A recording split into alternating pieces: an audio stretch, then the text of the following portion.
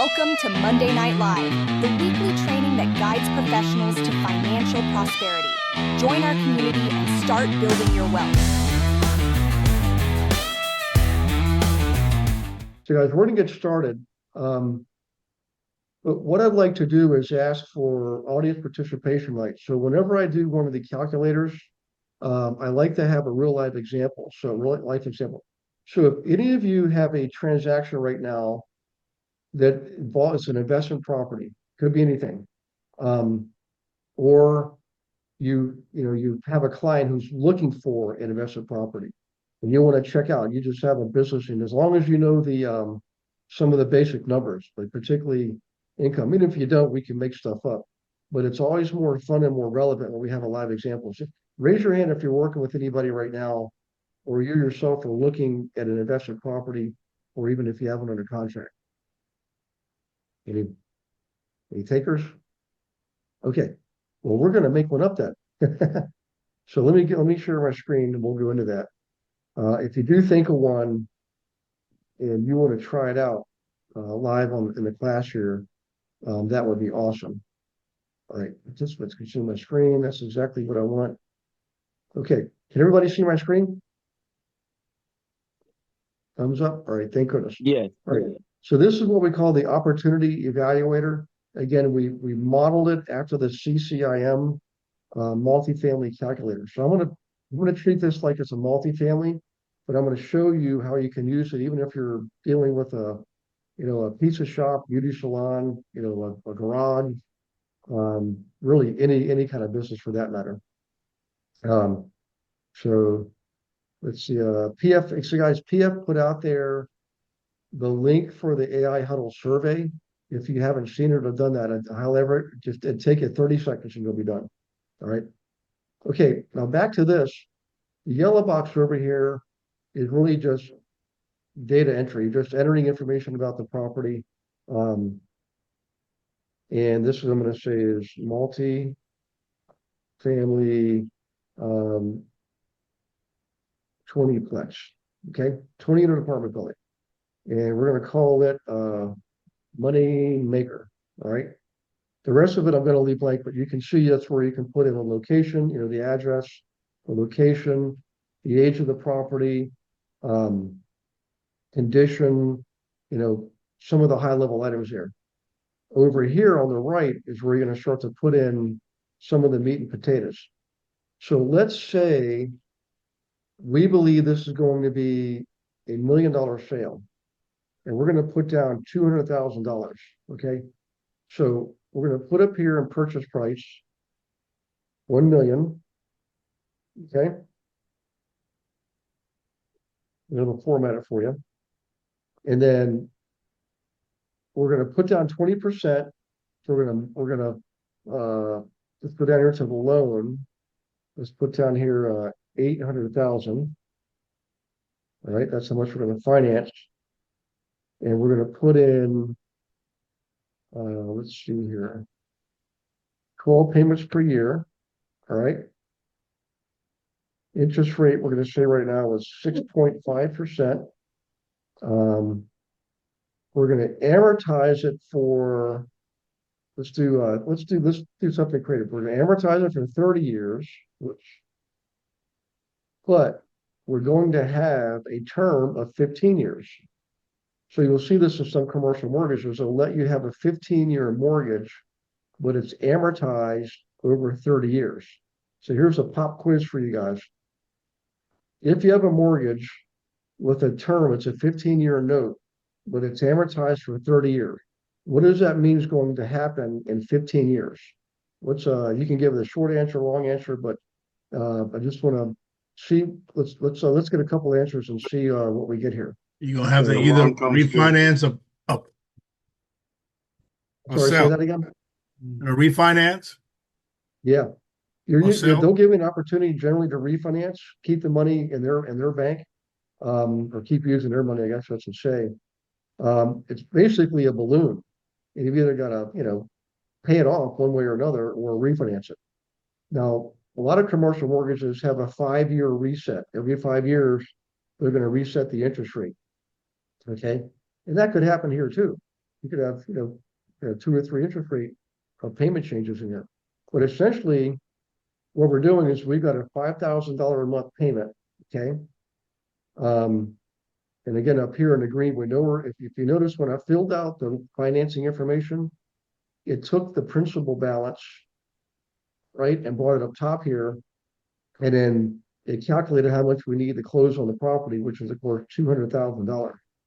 Now, there could be points. Let's assume there's no points. Well, let's say acquisition costs are going to be $50,000, right? Right. Wasn't too many zeros. So 50,000 acquisition, in other words, closing cost, commissions, all kinds of stuff. It just, your transfer taxes, prorations for lienable items like water, sewage, you've also got a preload. You got to pay like insurance and taxes in advance, things like that. So any case, now we know what we're dealing with. We got a $5,000 a month payment so far. Everybody with me so far? Right. By the way, what I'm going to do here is I'm going to put in the chat. I'm going to go ahead and give you guys the link for this calculator. So let's see. I'm going to go into my computer and grab that. Let's see, did I grab it? Network disconnected file name, opportunity evaluator, blank. There it is. Okay. So if you look there, I just put in there to everyone, opportunity evaluator. Network disconnected. I have no idea what they're talking about. Looks like I did it. But we're live here. Let me come back to that. It might take a minute for it to load. I'm not sure. Okay, now back to this. I just actually drew a line there. How about that? Yeah, Steven accidentally marked it up. He can erase it. That's if okay. he clicks on the eraser, he can get rid of it. Okay. That's right. That's right. Steve, if you're able to do that, that'd be great. If not, that's okay. We'll consider it a character. How about that? Now, here's the thing.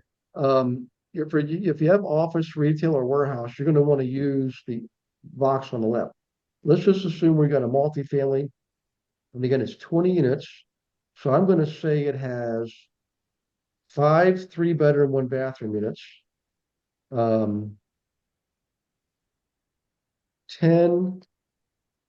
2-bedroom, 1-bath units, and 5 1-bedroom, 1-bath units. And that's going to be my unit mix, making up 20. So I don't have any 2s. All of them have 1 bathroom and either have 1, 2, or 3 bedroom. Now we got to figure out, we're using here, we're going to use actually what's called pro forma rent, which is what should the rents be. Actual rent is based on what the current owner is currently collecting. But we always start with pro forma based on, the data that we have, knowing about the area, what the prevailing rates are per month, per square foot, per room, things like that. So I'm going to say for the 1-bedroom, 1-bathroom units, I'm going to say that is $1,250 a month. Okay, $1,250 a month. Now for the 2-bedroom, 1-bathroom units, I'm going to say that is let's make that $1,600 a month. How about that? Let's say $1,650.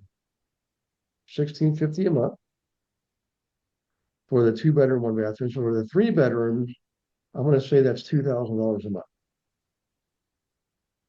Okay. So what we're looking at here is some pretty good gross rent, $393,000. Okay. So far, we're off on the right track.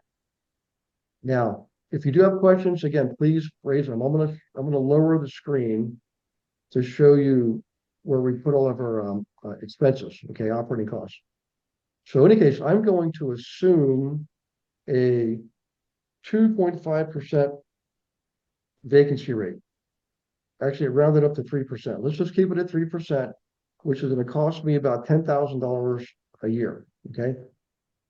So Uh, Other income affected by vacancy, um, I'm going to say laundry and storage. So when I buy multifamily, I always provide laundry and I always provide storage, and I charge extra for those, obviously. So I'm going to say that that is about let's see, 20 storage rooms, 50 a month, and let's say I collect another 25 per unit for laundry per month. That's 75 per month times 12. Um, that is going to be $900, right? Is that right? Yeah, let's put 900 in there. Okay, that gives us a little bit of a bump up. And then things that are income that's not related to vacancy, I'm going to leave that blank. So now we're down to $382,275 per year. All right. Now, let's say this property is in Middletown, America, not New York City and not Wichita, Kansas, somewhere in the middle, like Indianapolis, you know, Columbus, Cincinnati, Louisville, you name it, right smack in the middle. So I'm going to say property taxes are, let's make that 9,000 a year. No, let's make that, hang on a second. We're talking $1 million. Let's make it, let's make that 16,000 for the year. That might be too much. Let's make it 12,000 for the year. Property taxes, okay? If you look over here, see these two percentages? This one is what are taxes, real estate taxes, as a percentage of gross operating income. Gross operating income being the 393,000. Well, your taxes are 3.1% of that, according to what we're doing so far, right? And as a percentage of operating expenses, we don't have any other operating expenses yet. So now it's making up 100% of operating expenses. So now let's personal property taxes only zero, property insurance.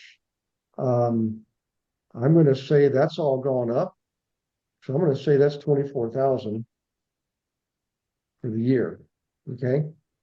Now you see property taxes is 2/3 of the overall property expenses so far, and 6.3% of the gross operating income.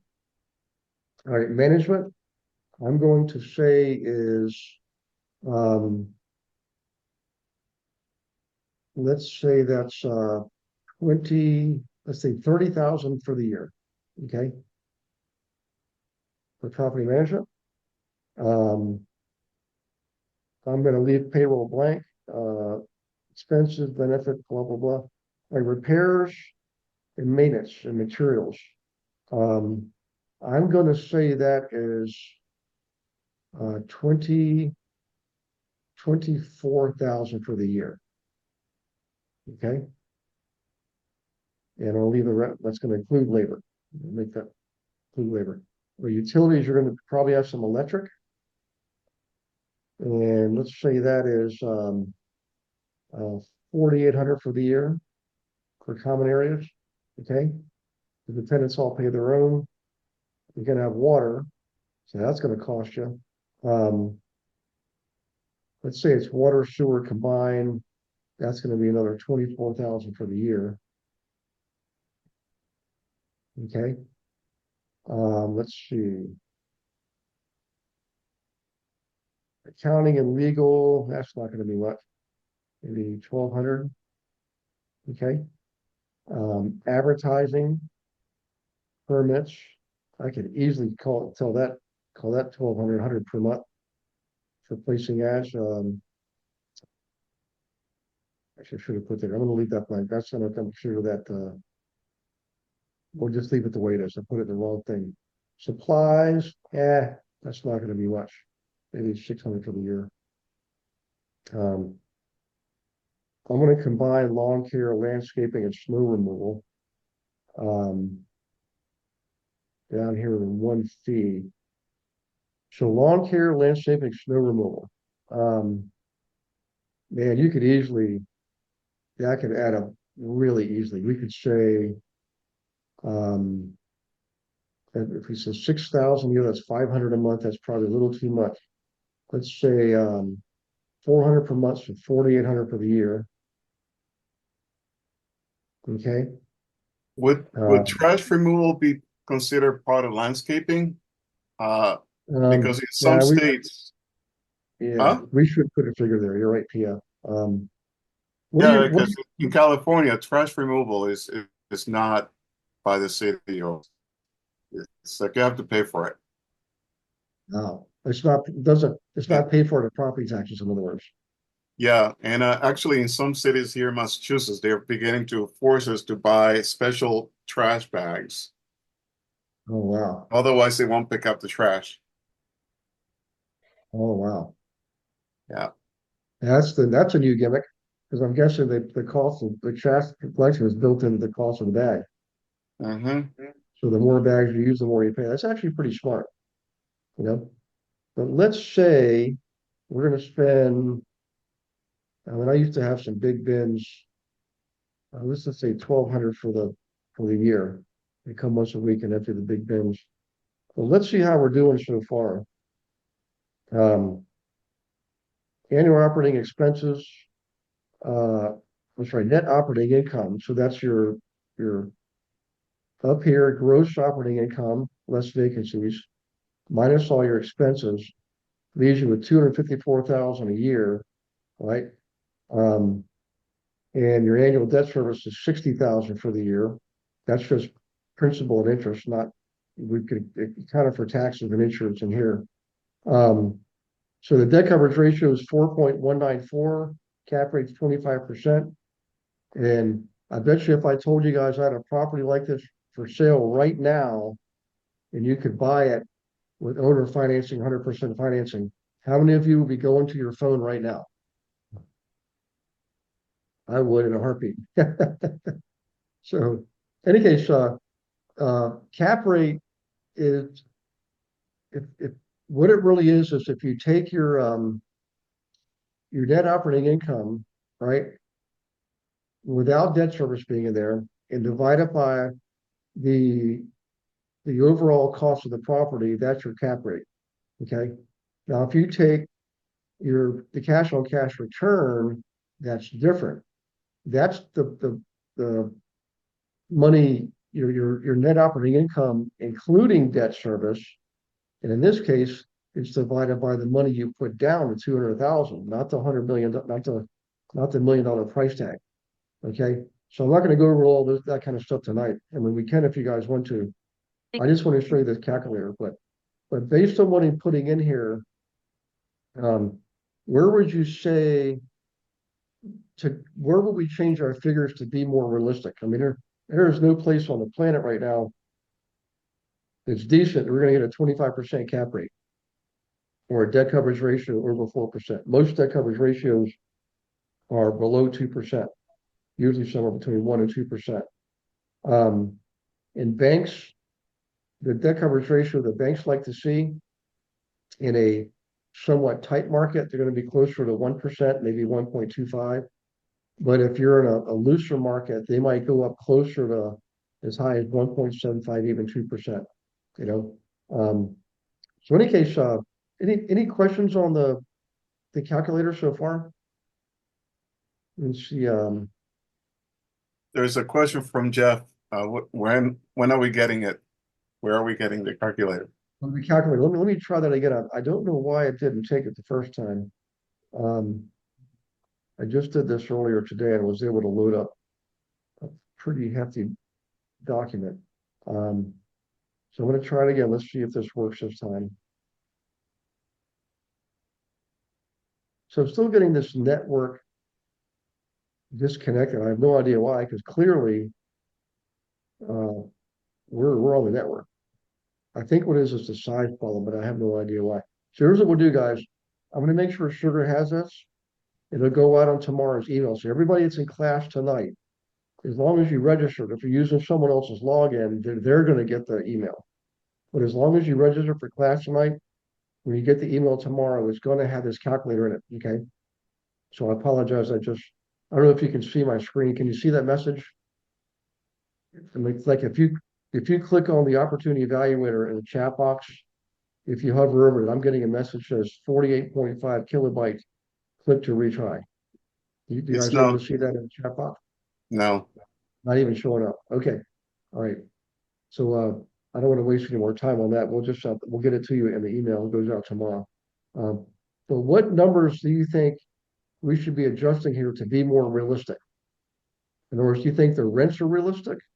Do you think the price is realistic? Do you think the expenses are realistic? Because those are the three things we can change. But if you could only change one thing here, what is the one thing you would change to make this more realistic? It's either going to be expenses, the price of the property, or the income. Their income. Income, okay. Any other guesses? Well, a lot of it's variable. A lot of it just really depends on where you are. So let's take Boston where PF is.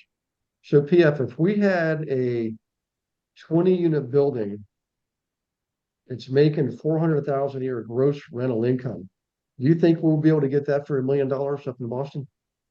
20 unit building? Yeah, that would be well, the rent would not be 1,200 for a one bedroom. It would really be That'd be amazing, PF. right. So Yeah, what would a rent well, be for a one bedroom right now? like you said, there's several variables there. The condition of the building, the age of the building, and the location of the building. So those are all affect uh, the rent. How old did we say this building is? I forget now. Well, let's assume it's Oh, a B grade, a grade B property, so it's not brand new, but it's not ancient either. It's got Romex wiring, solid block foundation. But here's the real question: if a 20 unit building, how much are people paying right now per unit for a one bedroom? How much are people for if they were to purchase a one right. bedroom condo? What would they pay for it? So that sounds like a building that I lived in 15 years ago before I moved here, and I was paying 1750 15 years ago. Wow, wow, for Uh, a one Yeah, I was bedroom. gonna say 2,800. Yeah. so it's still pretty close to 2000. Uh, Okay. yeah, So let's do that. Let's make it 2,000 for the one bedroom. What yeah. about the two bedroom? Probably 2,500, something like that. Uh, let's go a little bit more generous. Meaning a little bit more less. Let's say 24, Okay. and the three bedroom 2750. Okay. Now Or let's think maybe about we this. can make a round number 2800. Yeah. Okay. Let's think about this. Let's look at that price again. Do we really think we're going to be able to get a one bedroom, a two bedroom, or three bedroom for an average of 50,000 a piece? Probably not. You know, that building probably, I don't know because I haven't looked at Boston for quite a while. But if I was looking at a 20 unit building, say like in Washington D.C. or you know, you know, well, let's not even use New York. That'd be ridiculous. Well, you're probably you would be looking at easily um 20 unit building. That could be $5 million and Brooks, Queens, Bronx, Brooklyn, those kind of places. But in Boston, I bet you're looking at 200,000 right now per unit on average. A little bit less for the one, but a little bit more for the two bedroom. So that's going to take you to 4 million. So let's say 4 million for the price. Yeah, Gemini just told me 6 to 12 million. Wow, that's amazing. So that Where? also means Greater Boston. Greater Boston. 20 unit apartment building. Yeah. 300 to 600 per unit. 300,000 to 600 per unit. Let's say 6 million. And we're going to be putting down, whoa, 2.8. So we need more loan than that. So that's going to be 8 times 6, 5.6 and some change. 5.6 million for the loan. Is that right? No, that can't be right. 4.8, sorry.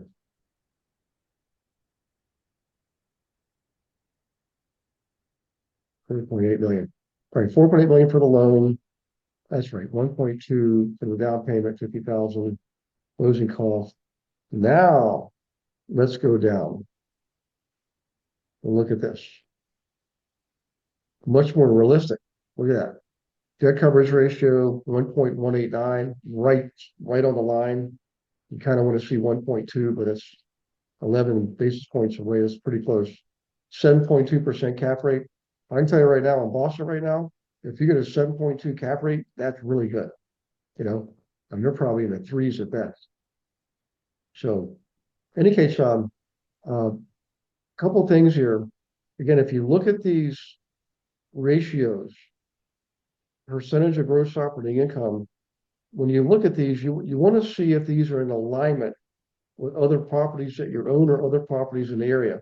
In other words, how much are property taxes relative to the gross income?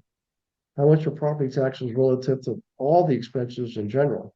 So like right now, management is a huge expense, 23.5%. That's quite a bit, and I think these are somewhat reasonable expenses. Some could be a little higher, some could be a little lower. But at the end of the day, what your investors are going to ask themselves is this: if they're going to put down 1.25 million, right? 1.2 million, essentially 50,000 closing costs. So let's say 1.2 million down. Are they going to put down $1.2 million to earn 68,000 a year in cash flow after debt service? Right? Before debt service, they're looking pretty good, 432,900. But debt service is a major factor. By the way, the reason why net operating income does not include debt service is because it's assuming everybody's going to borrow money to buy that property, and that's not always the case. Some people actually will pay cash, but the trade-off is the more money you put down, the lower your cash on cash return. So if we were making 68,000 a year, you divide that into what you put down, 1.25 million, that's not a good cash on cash return, So in any case, is everybody clear on the ratios? By the way, it does say if you were to based on the 10% cap rate, which is not realistic in today's world, this building would be a $4.3 million building with a 10% cap rate. But it's not. It's a 7.2% cap rate. And what they're saying is you'd have to wait to sell it to be able to even break even. But here's some interesting commentary. Raise your hand or type in the chat box if you know what basically what you do is you take your depreciation on items that are not real estate. You take your depreciation on things like equipment. If you have a vehicle to use for the property, that's going to depreciate sooner. Refrigerators, appliances depreciate sooner. You take all of that depreciation for all the non-real estate related items, not brick and mortar, just non-brick and mortar items. And you accelerate it's called accelerated depreciation. So you take the accelerated depreciation over like a 3-year period, okay? And that can really add up. So what a lot of REITs do, real estate investment trusts, is they'll buy properties like this. They'll buy them just to do the cost segregation. That's what they're doing, called cost segregation. and they're depreciating or accelerating the depreciation on the non-real estate expense items. And they get a bigger tax break. So they're able to write off more expenses, paper expenses, to look like the income's better. They'll do that for 3 years. They'll raise the rents, then they'll go and resell it. And the next REIT will buy the property, do the same thing.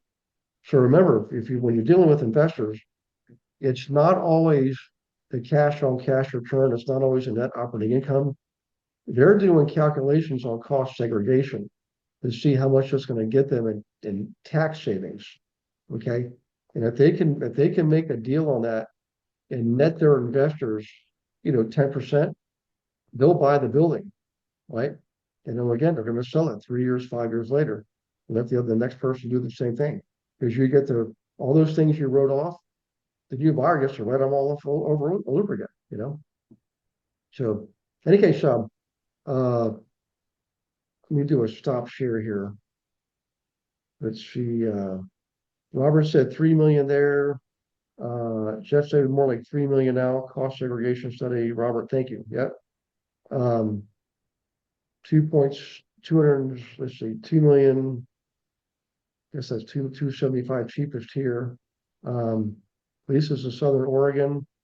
Southern Oregon and a regular 1-bedroom, 1-bath. 20-plex would be probably $1,400 a month rent. 3-bedroom, 1-bath, kind of for rent 2,000. Okay, so Stephen, where you are, you could probably still get a 20-unit building. I bet you in some cases for $1 million. It was the same way in Cleveland, Detroit, Buffalo, Pittsburgh, even parts of like Indiana, like Indianapolis and things like that. It's just it's not as common these days. And generally those properties are going to need some work, But in any case, guys, one more comment on that calculator is when you get it in the email tomorrow, you're going to get the original format, which means you can edit it and put your name and your number and your email on it. So that is a great way to attract investors, is to use these tools. All the tools we have are all provided that same way. If you're on the team, you just go to the team website and grab them at your leisure. But just remember to edit them. All the analysis forms, the inspection forms, all the other calculators, make sure you brand them with your name and your number and your email. Okay. All right. So in any case, a couple more quick things here, guys, before we sign off. First off, a couple of warm welcomes. Actually, I've got to promote a bunch of people here. Hang on one second. Angela Fleming, how you doing? Well, that's good to see you. Jackie Z, good to see you. Jay, good to see you as always. Jessica Blake, really good to see you. Juan, good to see you. I know Juan has his calculator. Kay Peck, Michael Colini, good to see you, buddy. So Michael was probably salivating looking at some of these numbers. So Michael, you might remember some of these guys, probably PF, but in any case, I just want to welcome some of the newer members here. So again, Robert Hawk is new. He was here last week. Bob Wiltz is brand new. Welcome aboard, Bob. Darren Walker, actually, literally, I think it was Friday when he was officially a member, and then today's his first class, first one-on-one. So he's off to a good start. If I'm missing anybody, please forgive me and also let me know, because I don't want to forget anybody here. All right. So if you can get those guys a pat on the back or a hand raise, that would be great. And a couple of more items. All right. I was having a conversation with one of our agents about Facebook Marketplace. And we used to use that quite a bit when it first came out. Believe it or not, you used to be able to use Facebook Marketplace to sell real estate, and there was no cost to it. You can still sell stuff on real estate on Facebook Marketplace, but cars and golf clubs and all that, but there's no fee. Real estate now they charge a fee. But from what I'm gathering from people using it, guys, it really works. When I met people that they base their marketing campaign, the sale of their listings, on Facebook Marketplace. Maybe it works better in some areas than others. I'm not sure, but Want to learn what's working right now in real estate? Then don't miss Monday Night Live, happening every Monday at 7 p.m. Eastern. Each week, we bring you expert training on real estate investing, agent attraction, lead generation, marketing, and AI-powered strategies to help you work smarter and scale faster. You'll also hear inspiring success stories and lessons learned from some of the most successful real estate leaders and investors in the industry. Whether you're a brand new agent, a seasoned investor, or building a high-performing team, there's something valuable for you every single week. Learn, network, grow. Registration is completely free. Simply visit globalinvestoragent.com to reserve your seat for an upcoming Monday Night Live session. Join us this Monday at 7 p.m. Eastern Standard Time and discover strategies you can put to work right away. We can't wait to see you there. Hey, Gary, yes, sir. I just wanted to mention that I'm not really selling real estate on there, but I've been using it as a means of I guess kind of gathering some investor leads. You know, I got a couple of fixer upper properties that, you know, that are mine, and I put them on there as an investor special or whatever. And then sometimes I have, you know, 13, 14 investors responding, and then, you know, I can start emailing them or contact them via phone and say, hey, this, you know, this one may not be available, but I have other stuff. And then, you know, kind of start the conversation. That's a good idea. I actually remember you mentioning that last week too. So guys, remember that if you're looking out there, you'll find people that are, I mean, give them a call, send them a message, right? And have that conversation. That's an excellent idea, Stephen. Uh, thank you for sharing. Um, okay, another great tool. And again, this is a tool that we don't own, but at EXP, they're an affiliate service provider for us, is Express Offers. Okay, so Express Offers, we've seen other products like cashoffers.com and Zoocasa, but those are paid services. Express Offers, guys, is free to you. If you're in EXP, it's free to you. And they do have a paid version, but it's only like $25 a month. But here's how this works, and this is really, really important. Okay. So Express Offers are cash offers. You can actually plug in any property you want. You don't even have to have it listed. You can plug in your own property just to see what cash offers you can generate. Okay. Now, the reason we're doing this, let's just paint a scenario here. You're looking to get a listing. You're looking to help somebody, sell a property. And probably maybe let's say 10% of the overall population is always going to want to try to do it themselves, right? I was one of them years ago before I had my license. So they want cash offers. That's what they want. They hear people are making cash offers. They're in their mind assuming they're going to get full price. They're not assuming they're going to get cash offers that are 30% to 50% below list price. So when the cash offers come in, historically, they are going to be much lower than the price that the owner wants. So they're going to, when you talk to them, they're going to say, hey, you know what, Darren, Bob, these cash offers are too low. They stink. These are lowball offers. And you're going to agree with them because they are. You're going to say, look, I get it. That's what you wanted to see what cash offers are like, and this is what they're like. Just that's it. And you'll say, think about it. If you were looking to pay cash for a property, wouldn't you want a good deal? You'd want to, go in a lot lower. Same thing with a car or a boat, anything you buy, big ticket item. But especially if it's a resale, you're going to want to get the best deal possible. That's how cash offers operate. And you say this. Now, if you want to get full price, you've got to use me and you've got to let me use my tools. You wanted me to sell your property without using all of my tools is like asking me to fix your plumbing while I'm blindfolded. It's just not going to work well. Right? So, and tell them the reality is when you use me with all my tools, automatically, all those other clients out there, by virtue of us reciprocating with all the other agents, all those searches for people looking for a property like yours, they're now going to see your property. And right now, the way you're doing it, you're getting like 100% of the overall population, and that's all. Wouldn't you rather get all of the population of buyers looking at your property? Of course, the answer is yes. And say, look, what happens when multiple people like your property and make offers? Well, there's a scenario called multiple offer scenarios, like an auction mentality. And you go back to everyone and you say, look, you gotta give us your highest and best shot because there's 3 offers altogether.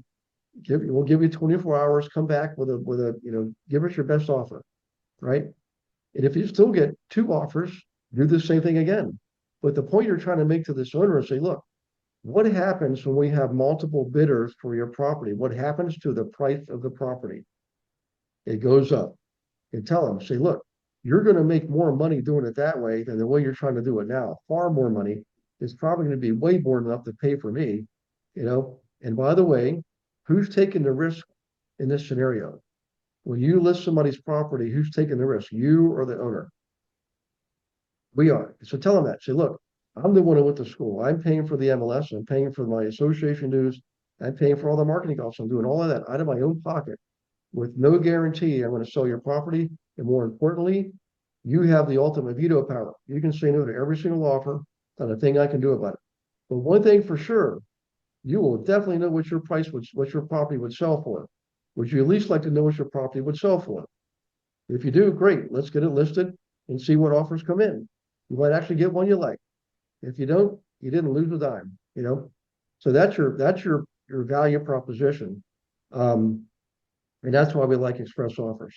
So the paid version, I don't really know exactly what it gets you, but some more bells and whistles. But essentially, you're getting a conversation with someone who's already told you with their actions that they want to sell.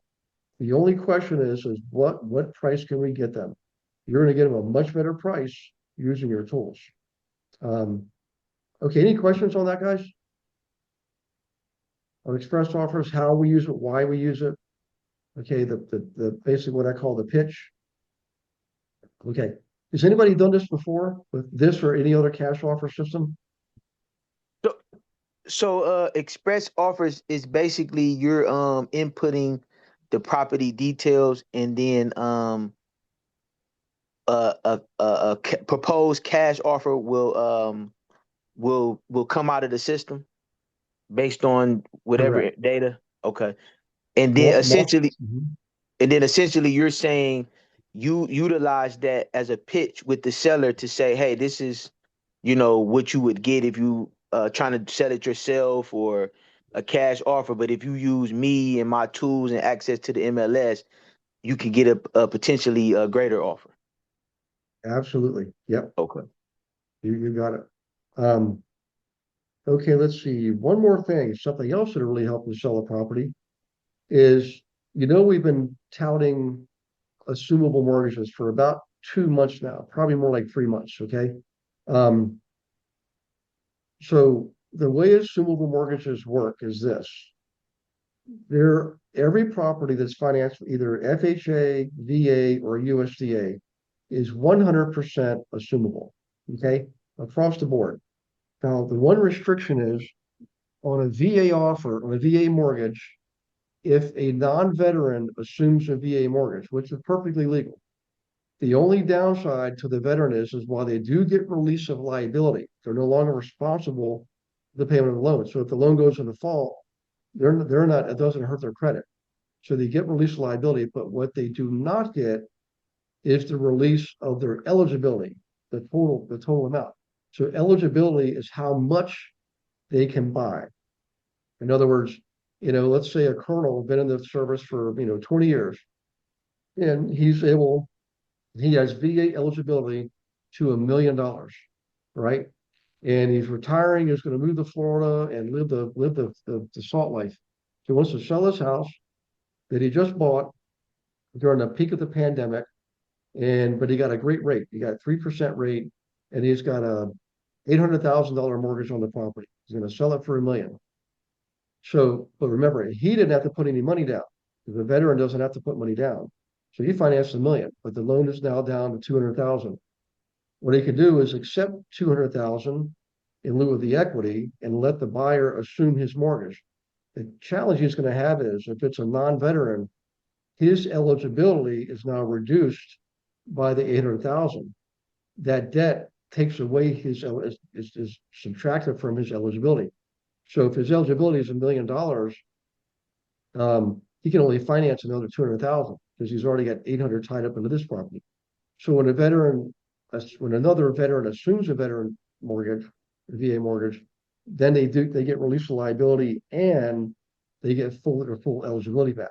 Okay, so something to remember. But in all three cases, these are qualified assumptions. These are not unqualified. Back in the 80s, you used to be able to assume a property just by filling out a piece of paper. There was no credit check. There was you just took over the mortgage, but it was not a qualified assumption.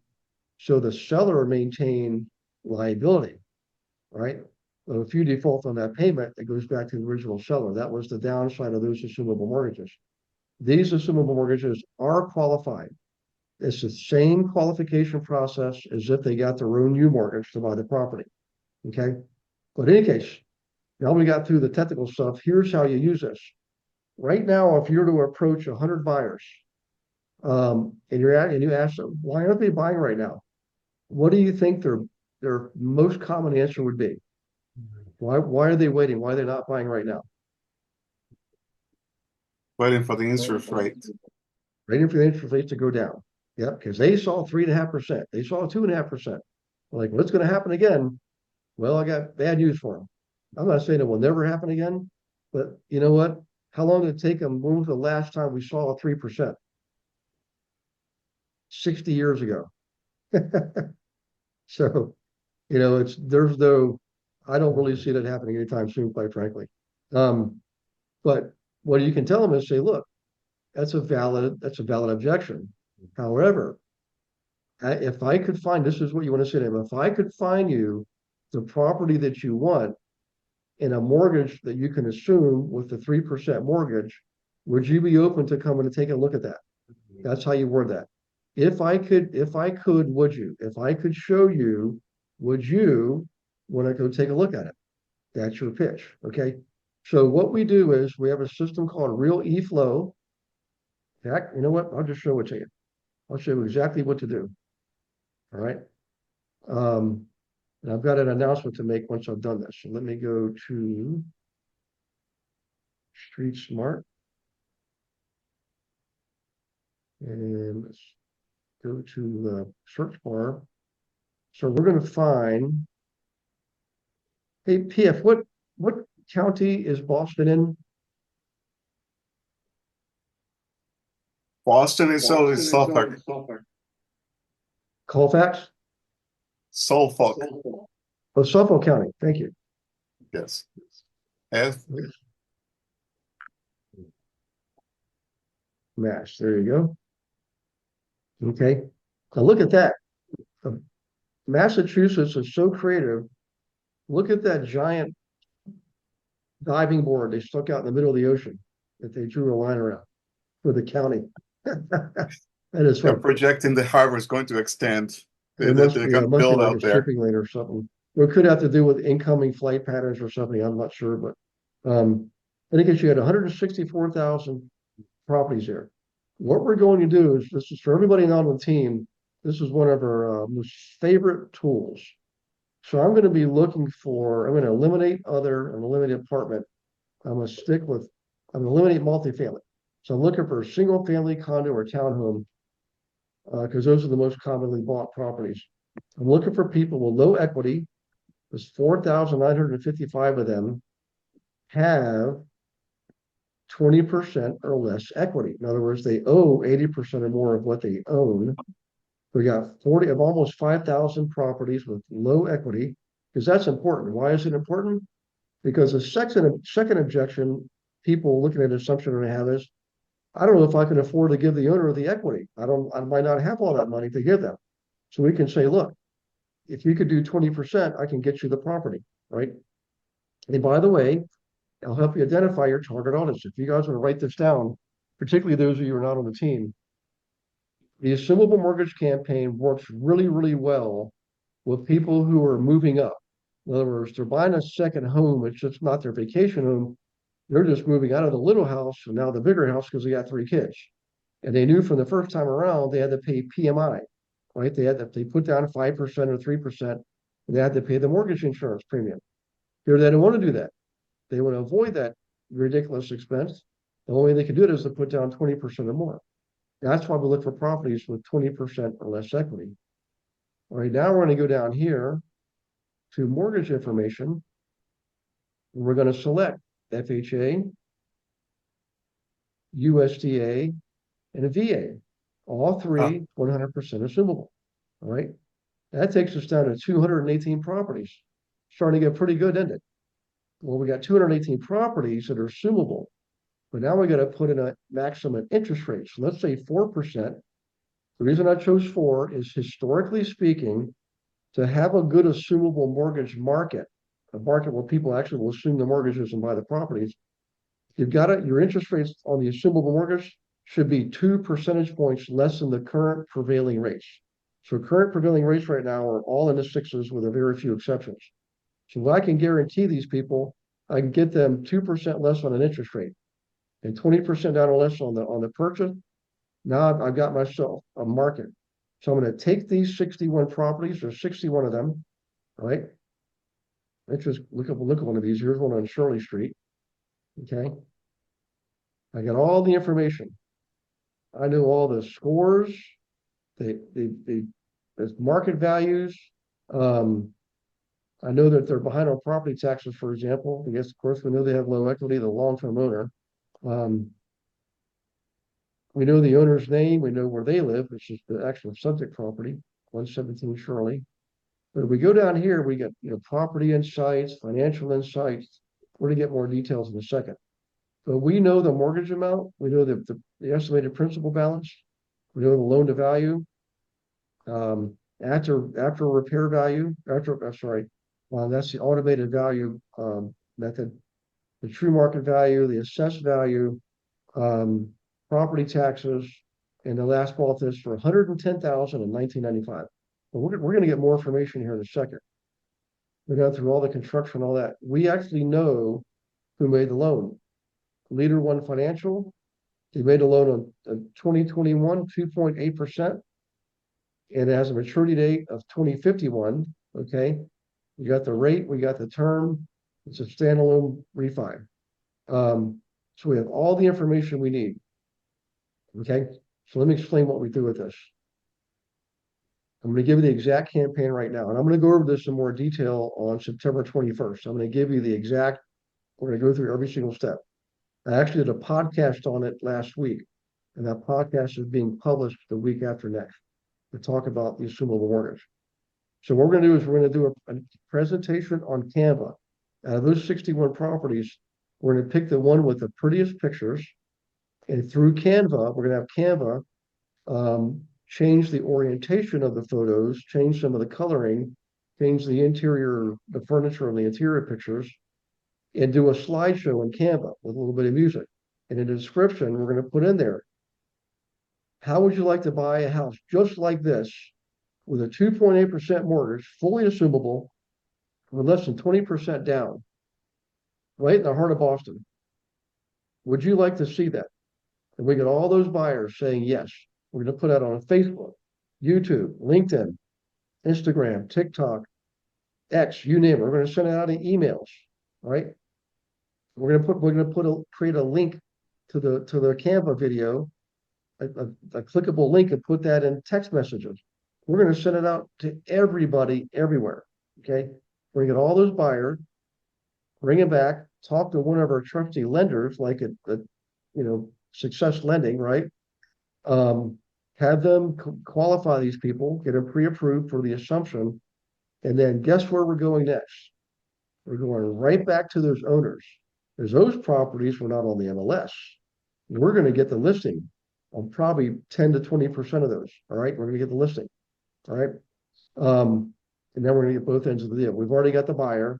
Now what we're going to do is show the seller that we have the buyer, right? Mr. Wiltz, Mr. Walker, Mr. Wilson, Mr. Parrott, Miss Sears, Miss Urich. We got all these buyers already pre-approved to buy your home. Your assumable mortgage makes it more valuable. Would you like to see what it would sell for today? That's your pitch. Now, having given you all this tonight, I'm going to tell you something that changed recently, a new addition to the EXP family of affiliates. There's a guy named Michael Lorian, I believe. He used to be at KW in Northern Virginia, and I met him about 4 or 5 years ago. Vanetta and I interviewed him. We had him on a podcast. We had him teach a class. Some of you might remember him because he had a product called a Assume Lift. At the time, he wanted $1,500 for it. So I said, well, I can put you in front of the class, but nobody's going to give you $1,500 a month because we already know how to get these civil mortgages. But I can help you get into EXP and move up the ladder. Well, as of about a month ago, EXP now has Assume List is one of our product features. I don't know what it costs. Is anybody doing Assume List here? Has anybody seen the presentation? It's I free. did the training this It's morning. free. Get it for free? Yes. All right. EXP is free. All right. So that's another one. And what they do for you is they will actually step in and help facilitate the assumption. Yes, they still doing that part of it, guys? Where they help facilitate the. Yes, Well, they there are. you go. You've Yeah. now got a complete program.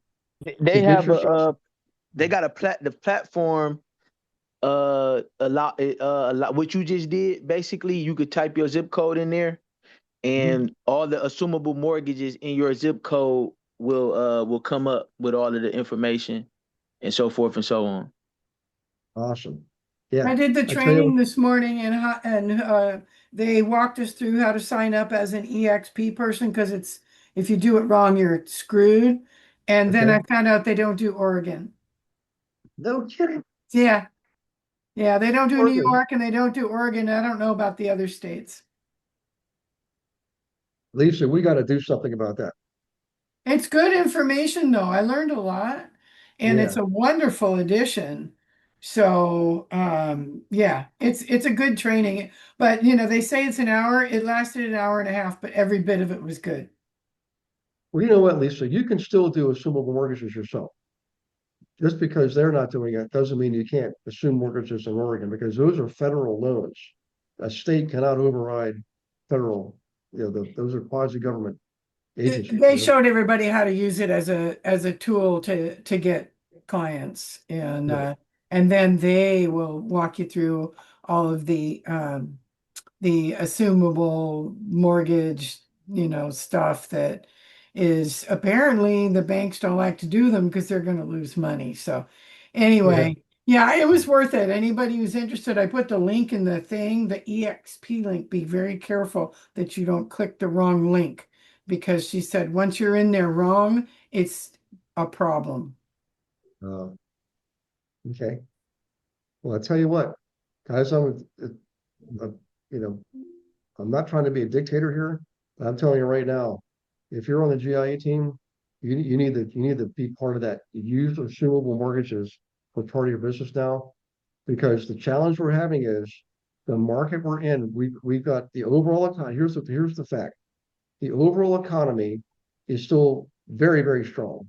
I mean, look, the pandemic can't take it down. Nothing can. All right, strong economy. However, the real estate industry is in what's called a volume slump, low volume of transactions because the prices went up so much during the pandemic, followed by the doubling of interest rates, or actually more than doubling. So we've got some, extra extraordinary factors involved here. Even though we have a shortage of housing, you would think for sure with a shortage of housing between 4 and 7 million units, the demand would far outweigh the supply. But that's not what's happening. Okay, we have to be realistic about this. So if we're not getting rate drop, and we're not, right, at least for the foreseeable future, the only thing you can do is use our technology and the information on the suitable mortgages to show the buyer so they can get off the bench, get in the game, get the house they want. Okay, it's not a magic pill that solves all problems, but for that market who wants to get a bigger house because now they got 3 kids instead of none, this is for them. They're buying their second house. Just focus on that market, okay? And I promise you will get some deals. And if you do it the right way, you'll get the listing side and the buyer side, okay?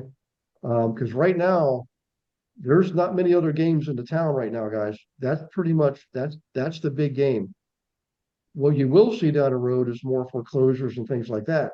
But the volume of those, I mean, we're probably talking a few years away from that for sure. And it will never be anywhere what it was like in 2008, 9, 10, and 11. Not even close. So if you're looking for transactions right now, please set up a one-on-one with me so we can go over this. I've done it with Bonetta. I've done it with a couple other people so far. and I will do it with you. We'll go through it step by step. The only thing I can't do for you is Canva. You got to do that on your own. And that's free here at EXP. And you got some great training for it too, and it does everything. Canva is an awesome tool, guys. But I'm going to ask each of you in the month of September, have you started your assumable mortgage campaign? And the answer hopefully will be yes for everybody. I'm telling you, not just because Gary Wilson said so, but if if EXP has figured the same thing out that we figured out, it's real. Okay.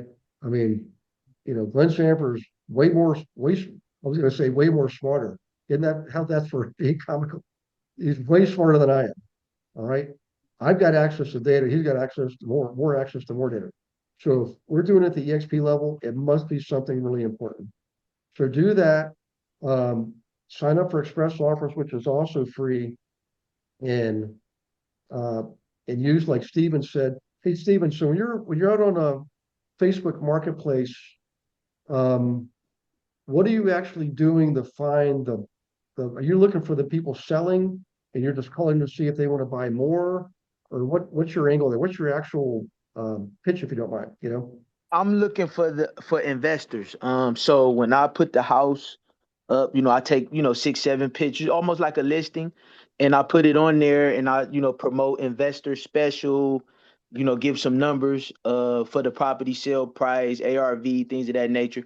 And the investors, like yesterday, I had like 14 investors respond to the ad, the That's marketplace awesome. ad, and then I just follow up with them and kind of say, hey, this property is already under contract. I'm sorry, but I always have properties of this nature. If you can give me a buy box or whatever, I can start sending you some properties over. Or I Okay. get an email and then add them to the CRM and start sending them campaigns or whatever. But it's a great way to just get a lot of investors responding, and then you can follow up with them and add them to your database. Excellent. Well, that's a great technique, you know. So um okay. Hey guys, any questions on anything we went over tonight? Or questions for each other, comments, suggestions? Um, I'll give you a heads up while you're thinking about that. So next week, kind of prophetic, I'm teaching a class on wholesaling. And the reason is uh, we had an agent on the team who wasn't doing it properly. There's a certain way that we teach it that it's the correct way to do wholesaling. All right. It was designed by me with an attorney. All right. And it's so good that Sean Murphy at EXP, he's one of the executives, had me teach the class on that, which is really unusual. No brokers has ever asked me to teach a class on wholesaling to their agents because they hate it. And it's only because people do it incorrectly. And people get in trouble when you don't do things the right way, especially with wholesaling. And so sadly enough, we had something like that happen. And I just want to show you guys how to actually do it correctly if you do want to do it. I don't really advocate it, quite frankly. If you're going to go through all that trouble, right? I mean, you might as well just do regular listings of sales. But there's two approaches. You're doing it for yourself. The other one is you're doing it for others. Okay. I'm going to show you both next week. All right. I'll show you where to get the videos to watch. We're going to go over them. There's a whiteboard presentation. It's pretty much all encompassing. And then coming up in September, here's what's happening.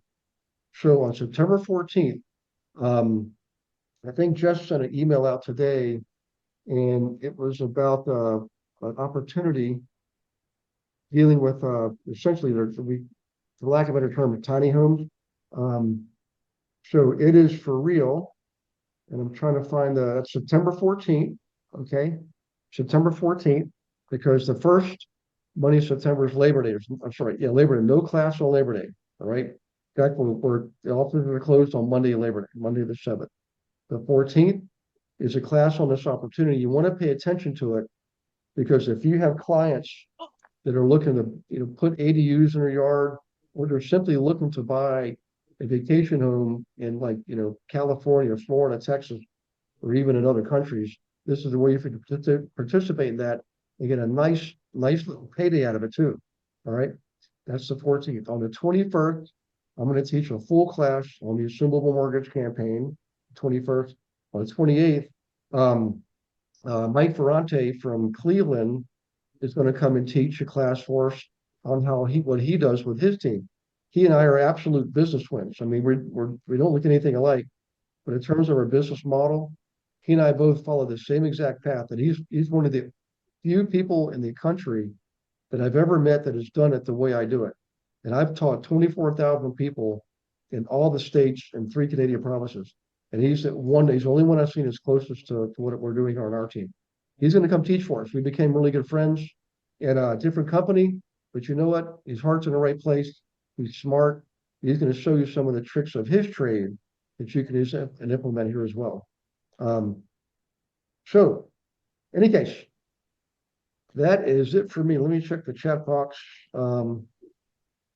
Thank you guys for participating. Everybody who's made comments. Elisa, once again, thank you so much for jumping in and PF and putting in links to classes and these new opportunities. That's a big help for me, and I really appreciate it, guys. So, all right, if you haven't had a one-on-one and it's been more than 2 weeks, please set one up. This week looks pretty good, by the way. There should be a lot of spaces open. And I'm not gonna drop any names, but some of your initials are, let's see, who hasn't had one for a while? Who's your initials? Kathy, Robin, PF's the only one with initials, PF. but you're an honorary member. You're lifetime. You have a lifetime exemption, PF. You know that, but set one up, man. Set one up with you. I tell you what, it's a great way to have a second pair of eyes on what you're doing and get some fresh ideas and maybe help a little bit more with strategic planning as well. So keep that in mind, guys. I look forward to seeing you on the one-on-ones, and I'll see you next Monday. It's also a great way to find out which huddle to get yourself in. I need to talk to you about that. Well, I'll tell you what, guys, the 3 big ones are the Asian Attraction Huddle. That's on Mondays. We brought in 42 people this year, guys. I would say that one works. So the second one is we now call it the Lead Gen Huddle.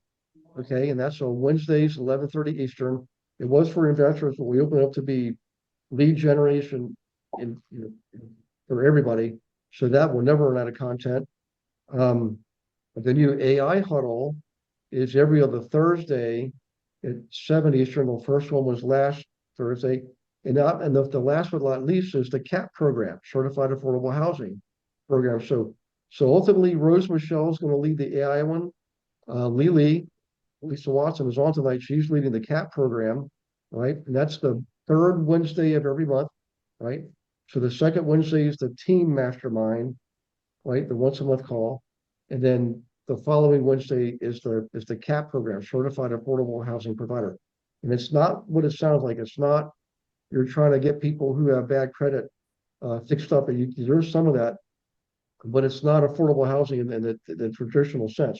There's people using this program to buy $1 million houses. Okay, so your paydays are pretty good with this program. Lisa, any thoughts on that? Comments you want to make, or you can, if you want to put anything in the chat box too, you can do that. Sorry, Gary, I was writing a note. What do you want me to comment on? I'm sorry. Oh, Lily. Oh, okay. That's right. Lisa Watson, not Lisa Sears. That's right. We always have to call Lily because, yeah. Yeah, because Lisa's a common name. That's why I like Lily. And you're both extraordinarily bright and successful too. So. And we're just gonna say it's it's open and welcome, to all. So join us, learn more about it. We actually had a very interesting guest this past Wednesday. We had a mortgage specialist come and chat with the team. So that was very interesting. So nice. We're good. Okay. Oh, Jessica Blake. Yeah, Jessica Blake definitely set up a call. Okay.